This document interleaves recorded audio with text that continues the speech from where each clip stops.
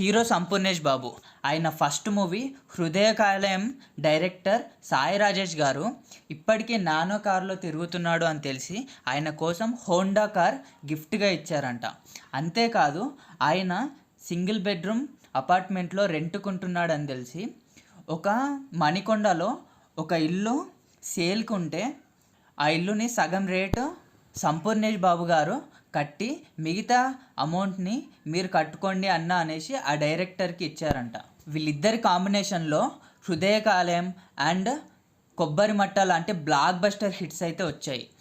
అయితే సాయి రాజేష్ గారు ఇటీవలే ఒక ఆడియో లాంచ్లో అన్నారు, కంపల్సరీ ఫ్యూచర్లో సంపూర్ణేష్ బాబుతో ఒక మూవీ అయితే తీస్తాను అనేసి. అండ్ సంపూర్ణేష్ బాబు గారు ఇది ఒక్కటే కాదు, చాలామందికి హెల్ప్ఫుల్గా ఉన్నారంట. కొంతమంది పిల్లల్ని చదివించడం, ఎవరైనా మనీ అడిగితే ఇవ్వడం, ఇలాంటి సహాయ గుణం ఆయనకి ఎప్పటి నుంచో ఉందంట. మీకు సంపూర్ణేష్ బాబు గారి మూవీస్లో ఏ మూవీ అంటే ఎక్కువగా ఇష్టమో కమెంట్ చేయండి. Thank you for watching.